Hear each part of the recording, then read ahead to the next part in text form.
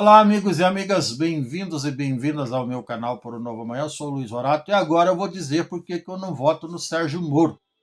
Não tenho nada contra ele, contra a pessoa dele, contra o jeito dele falar, não tenho nada contra a pessoa. E eu tinha muito respeito pelo trabalho dele quando ele era juiz. Mas a partir do momento que a popularidade e o poder subiu na cabeça, eu não sei o que aconteceu exatamente, não dá para julgar, aí ele achou, até numa entrevista que ele deu, ele disse que ele achou que poderia servir melhor ao país se fosse ministro da Justiça. Eu concordo com isso. Qualquer pessoa de, de bom caráter, de reputação ilibada, diferentemente de grande parte dos nossos candidatos, ou que seja de uma minoria insignificante dos nossos candidatos, que ficam aí com uma folha corrida de 10, 15, 20 processos nas costas, ou até são condenados, são presos. No caso do Lula, por exemplo, ele ficou 580 dias preso. Só voltando ao Lula aí a propósito, ele ficou 1 ano, 7 meses e 5 dias preso. E só saiu da cadeia porque exatamente não foi necessariamente o Fachin, o Luiz Fachin, que também é do Paraná. O Sérgio Moro é do Paraná, de Maringá, o Fachin também é daqui. O Fachin é o ministro Luiz Edson Fachin, ministro do Supremo Tribunal Federal, e foi ele que anulou as condenações monocraticamente do Lula. A cadeira desceu, a cadeira chinesa, tá? Ela vive descendo, desculpa. Eu comprei equivocadamente essa cadeira e daí, evidentemente, ela está provando aqui no ar que não presta, como a grande maioria dos produtos que vêm da China. Isso já foi também alvo de outros vídeos meus sobre os produtos que vêm da China. E ainda não sei se é a China que não consegue fabricar coisa que preste. Tem muita gente que diz que a China fabrica coisa boa, mas, na minha opinião, só fica lá. Aí não sei se eles não querem exportar coisa boa para cá ou se os nossos importadores são tão que, em vez de importar coisa boa para o consumo do povo brasileiro, só importa lixo. Então, mas esse é assunto para outro vídeo. Voltando ao Sérgio Moro e ao Lula, mais ao Sérgio Moro do que ao Lula, que eu já cansei de falar do Lula hoje. O Sérgio Moro, cheio de boas intenções, aliás, vamos nos lembrar aqui uma máxima popular que de boa intenção o inferno está cheio. Então, Sérgio Moro, cheio de boa intenção, pediu o desligamento do cargo de juiz e se jogou nos braços do capeta. Ele foi ser ministro da Justiça do Bolsonaro. Ora, cadê o filtro do Sérgio Moro? Todo mundo já sabia quem era o Bolsonaro, ele já tinha processo nas costas por agressão, por quebrar o dedo do João, entortar o dedo de juiz, sei lá o que, não sei se foi ele ou outro que fez. Acho que não foi ele, não, estou confundindo ele com o ex-governador daqui do Paraná. Tinha processo nas costas por insultar as mulheres, por xenofobia, por sei lá quanta coisa. Os filhos dele também respondendo processo por rachadinha, ele mesmo respondendo processo por 5 funcionários fantasma no gabinete dele. E o Sérgio Moro se joga nos braços do capeta e vai ser candidato, vai ser juiz, melhor dizendo, eu até a coisa é tão asquerosa, tão difícil de engolir, que ele vai ser ministro, aceita o convite para ser ministro da Justiça do Bolsonaro, que agora está lá preso, condenado a 27 anos e 3 meses de cadeia, por vários crimes que cometeu. Enfim, eu jamais faria isso. Até alguém me inquiriu alguma vez, mas se o Lula te convidasse para ser ministro, bem que você ia. Olha, eu caindo de novo.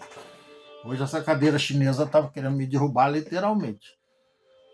Ou então já me disseram, mas se o Bolsonaro te convidasse para ser ministro, você ia. Não ia.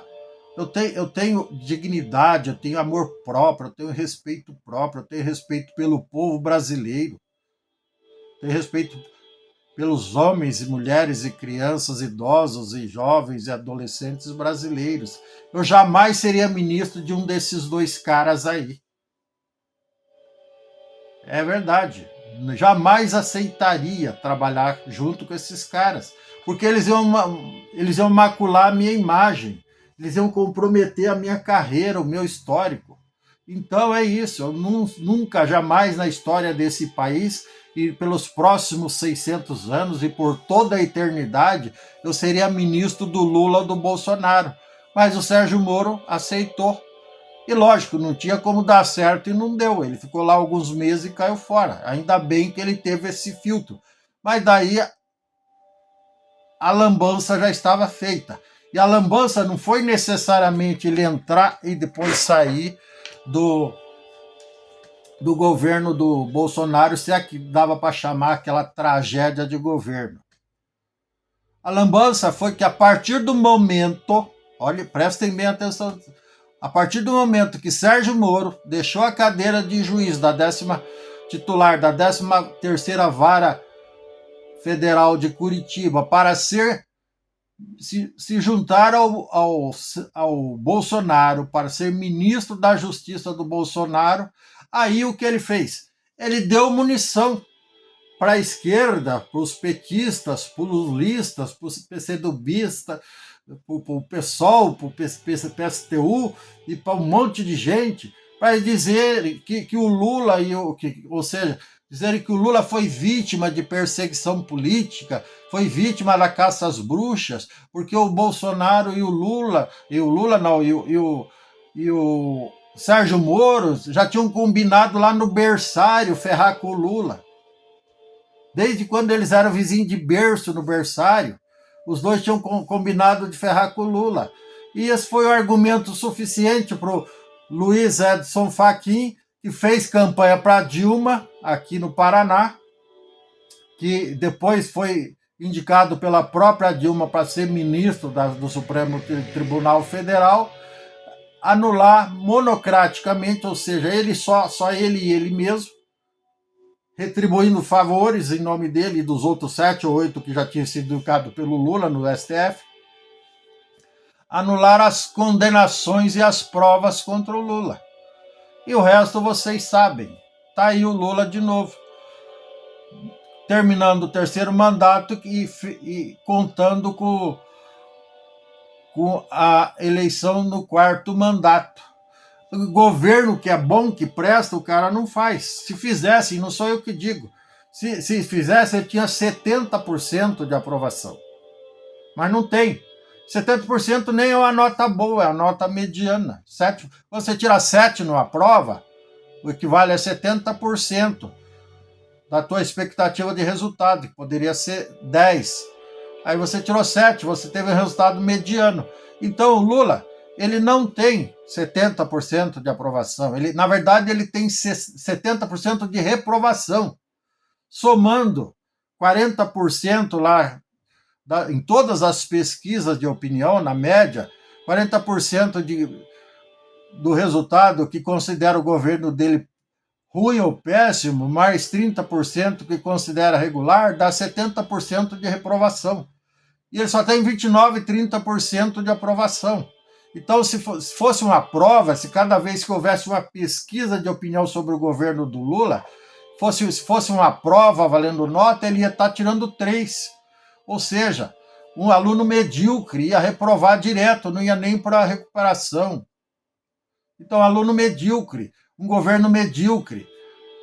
Será que os eleitores do Lula não conseguem fazer esse tipo de analogia, não conseguem ter esse filtro? É uma coisa óbvia, uma coisa lógica, uma coisa incontestável. Incontestável. O cara só... Se fosse prova que ele estivesse fazendo, ele estaria tirando 3, um 3 atrás do outro, não ia para recuperação. Governo medíocre. Entenderam? Então, é isso. Governo medíocre e está ganhando as pesquisas, é isso que me trinca o rim. Não dá para entender. O povo acha o governo medíocre do primeiro dia que ele entra até o último dia que ele sai e vota nele para ser reeleito. Sendo que nós vamos ter espero, né, nós vamos ter melhores opções de pessoas não ligadas ao meio político. Por exemplo, aquele escritor muito bom, Augusto Cury, eu não estou ganhando nada para falar dele, mas ele é colega, eu sou escritor também, então eu considero ele colega. Se ele achar ruim, ele que me fale comigo. Ô Augusto Cury, você tá bom? Respeito, admiro muito você, o teu trabalho, tá bom? E você não precisa pagar nada por isso, não. É só uma questão de foro íntimo mesmo. Eu conheço o seu trabalho. Tá certo? Então, Augusto Cury, ele tá se jogando no fogo aí, não sei, coitado, não sei se ele vai se queimar igual o Sérgio Moro se queimou. Mas ele tá... E nós precisamos de brasileiros corajosos fora da vala comum, que na vala comum tá cheio de lixo. Gente diferente, como opção. Esperamos que o povo brasileiro, tanto os que votaram na esquerda quanto na direita, aqueles que polarizaram a política no Brasil, que tenham um bom senso de escolher alguém diferente. Não precisa ser necessariamente o Aníbal Cury, não, eu já misturei.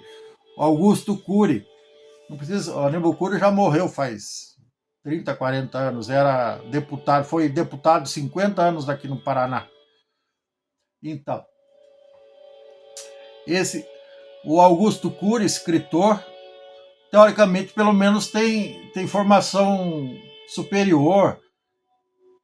Ele é psicólogo, psiquiatra. Então, é um cara, supostamente, uma das melhores opções que se apresentaram agora enquanto pré-candidatos, ou a melhor opção, digamos assim, que se apresentou até agora como pré-candidato. Porque o filho do condenado, também eu vou gravar um vídeo só sobre ele, para mostrar a folha corrida do menino. E também não é grande coisa, não. Entendeu? Enfim, é isso. Mas, senhor Sérgio Moro, com todo respeito, meu querido, a partir do momento que você fez a lambança e deu munição para o PT desacreditar a Lava Jato e fazer todos os brasileiros, deixar todos nós com cara de idiotas, aí não tem como votar no senhor, tá bom? É isso. Talvez o senhor seja eleito governador, não tem problema nenhum, nada contra, mas o meu voto não vai ter. E se eu tiver alguma sugestão, vamos observar, se o senhor for eleito, vamos observar como o senhor se comporta à frente do governo do Estado. E se eu achar por bem, assim como eu fiz várias sugestões para outros governos no passado, não gastei não joguei pérolas aos porcos, evidentemente, se é que me entendem, mas lá no governo Fernando Henrique, eu mandei várias sugestões, até no governo Sarney eu mandei sugestões, muitas das quais foram acatadas e outras não, mas pelo menos tiveram a decência de mandar uma carta, um telegrama agradecendo e até muitas vezes elogiando as minhas ideias e sugestões, tá bom? É isso, se você gostou, dê um like, dê um joinha, inscreva-se no meu canal, não custa nada, ative o sininho para receber novos vídeos em tempo real. Gratidão, sorte, sucesso, um abraço e tchau, até mais. Se alguém duvidar que eu recebi essas cartas de agradecimento, eu vou publicar uma série de livros, já vou avisando vocês, com todos os projetos de lei e sugestões que eu fiz para vários governos, sem evidentemente jogar pérolas aos porcos, que eu não faço isso. Acho que esse texto é até bíblico, então. Não joguei pérolas aos porcos, mas esses livros vão dar, assim, num primeiro momento, pelo menos 3. O nome vai ser Em Busca de Justiça, vai ter o 1, 2 e 3. Então vão se preparando, que vai ter as sugestões que eu mandei, muitas das quais viraram lei, inclusive, projetos de lei que eu fiz, e também as respostas assinadas por ex-presidentes, ex-ministros, ministros, governadores de vários estados brasileiros. Isso porque eu estava exercendo a cidadania, nunca ganhei nem um centavo para fazer isso. Muito pelo contrário, eu investi meu tempo, minha modesta inteligência e meus recursos financeiros que foram necessários para viabilizar todos esses projetos de interesse público, de interesse nacional, de todos os brasileiros e brasileiras, não só das gerações daquela época, mas das futuras gerações, até porque tem leis, que eu já citei aqui, que são praticamente cláusulas pétreas da legislação e do direito brasileiro, tá bom? É isso. Um grande abraço, até mais.